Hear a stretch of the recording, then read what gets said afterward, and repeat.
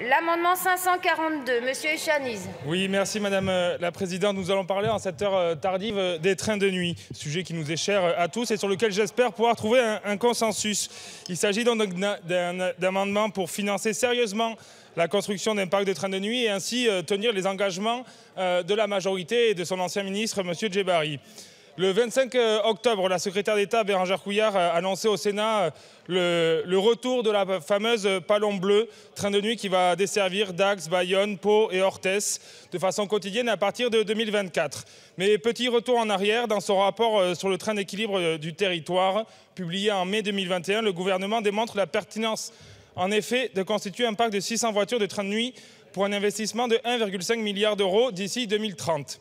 En décembre 2021, le ministère des Transports a promis, je souligne, promis la construction des 300 voitures de nuit pour 800 millions d'euros. Cet investissement est urgent en raison de la pénurie des trains de nuit en Europe et l'état vieillissant du parc.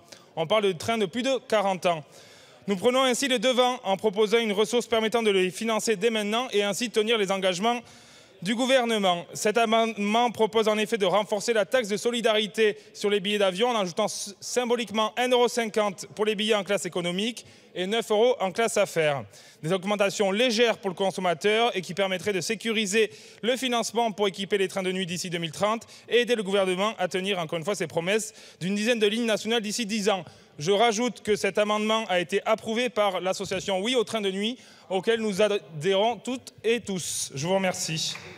Merci.